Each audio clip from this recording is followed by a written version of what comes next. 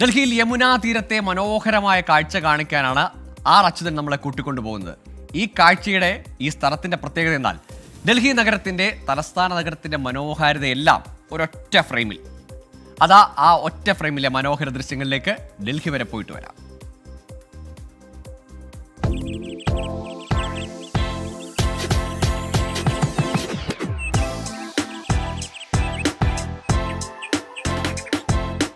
ഈ തിരക്ക് പിടിച്ച ജോലിക്കും ജീവിതത്തിനുമിടയിൽ പലരും ആഗ്രഹിക്കുന്നതാണ് സമാധാനമായി ചെന്നിരിക്കാനൊരിടം. ഡൽഹിയിൽ പൊതുവെ അങ്ങനെയുള്ള സ്ഥലങ്ങൾ കുറവാണ്. പക്ഷെ നമ്മുടെ രവിഭായ് പറഞ്ഞു അങ്ങനെ ഒരു സ്ഥലമുണ്ട്. അപ്പോൾ എന്തായാലും ഇന്ന് നമ്മുടെ യാത്ര അവിടേക്കാണ്. ആ ശാന്തമായി, അതായത് സൂര്യ ഉദയവും അസ്തമനവും ഒക്കെ ഒരു യമുനാ തീരത്തിരുന്ന് ആസ്വദിച്ചറിയാൻ കഴിയുന്ന ഒരിടത്തേക്കാണ് ഇന്ന് നമ്മുടെ യാത്ര. രവിഭായ് ചലേഗാ?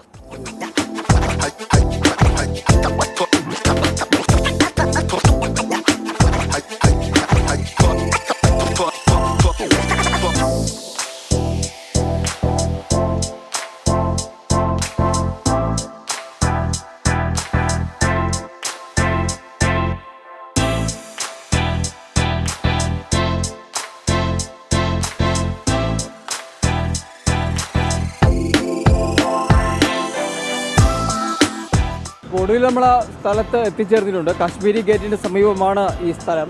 എന്തായാലും അകത്തെ വിശേഷങ്ങൾ എന്താണെന്നുള്ളത് നമുക്ക് നേരിട്ട് തന്നെ നോക്കിക്കാണാം.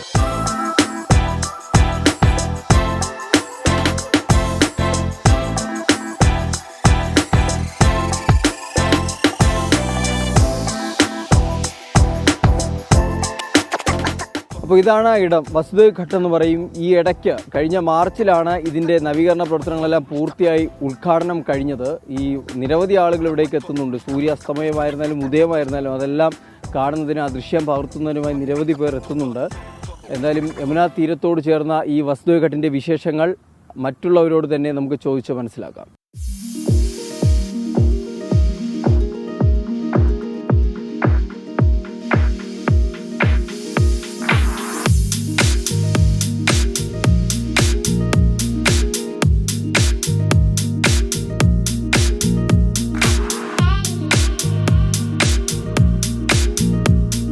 ഡൽഹിയിലെ ഒട്ടുമിക്ക ആളുകൾക്കും യമുനാ ഘാട്ട് അറിയാം.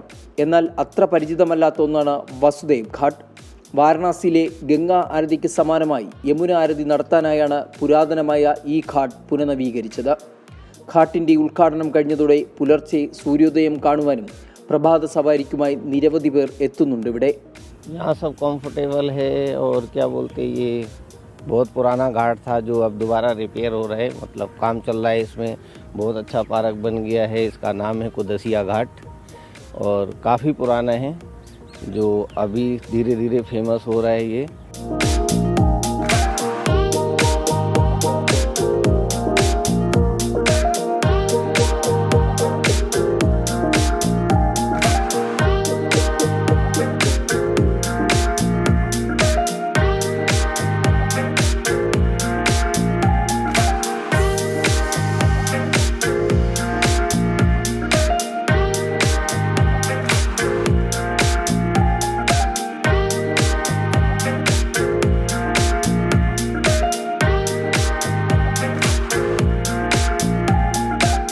മണ്ണിനെയും മനസ്സിനെയും ശുദ്ധമാക്കി ഒഴുകുന്ന യമുന.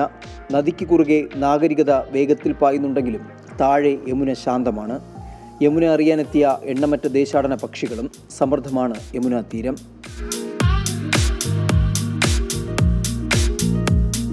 ഇത് വസുദേവ് ഘട്ടിനോട് ചേർന്നുള്ള യമുനയുടെ തീരമാണ്. ഇവിടെ നമുക്ക് ദേശാടന പക്ഷികളെയൊക്കെ കാണാം. പക്ഷെ അവരുടെ സീസൺ ശരിക്കും ഇതല്ല. ശൈത്യകാലത്തോടു കൂടിയാണ് ഏതാണ്ട് 6000-ലധികം കിലോമീറ്ററുകൾ താണ്ടി ഈ സൈബീരിയൻ കടൽക്കാക്കകൾ എന്നറിയപ്പെടുന്ന ഈ ദേശാടന പക്ഷികൾ ഡൽഹിയിലേക്ക് എത്തുന്നത്.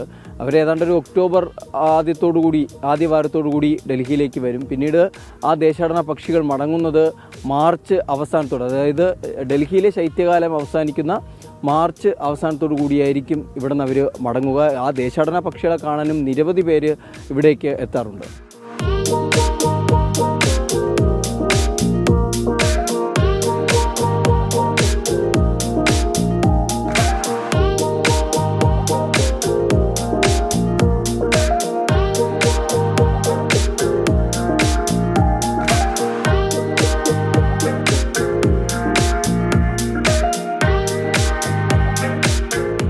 പ്രധാന ധ്യാന മണ്ഡപത്തോടൊപ്പം ചെറിയ മണ്ഡപങ്ങളും നിർമ്മിച്ചിട്ടുണ്ട്.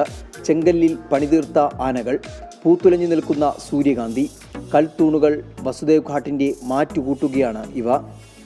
നഗരമധ്യത്തിൽ സ്ഥിതി ചെയ്യുന്നതിനാൽ ഇവിടേക്ക് വരുന്നതിനുള്ള യാത്രാ സൗകര്യത്തിൽ ബുദ്ധിമുട്ട് നേരിടുകയില്ല.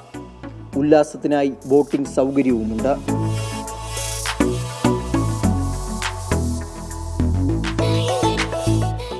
അപ്പോൾ ഇതൊക്കെയാണ് വസുദേവ് ഘട്ടിൻ്റെ വിശേഷങ്ങൾ. ഡൽഹിയിലെത്തുന്നവർ ഉറപ്പായും സന്ദർശിച്ചിരിക്കേണ്ട സ്ഥലങ്ങളിൽ ഒന്നുകൂടിയാണ് വസുദേവ് ഘട്ട്. നമ്മുടെ ഈ യാത്ര പൂർണ്ണമാവുകയാണ്. മറ്റൊരു യാത്രയുടെ വിശേഷങ്ങളുമായി മറ്റൊരു അധ്യായത്തിൽ നമുക്ക് കണ്ടുമുട്ടാം. ജിജീന്ദ്രനോടൊപ്പം ആർ അച്യുതൻ, 24.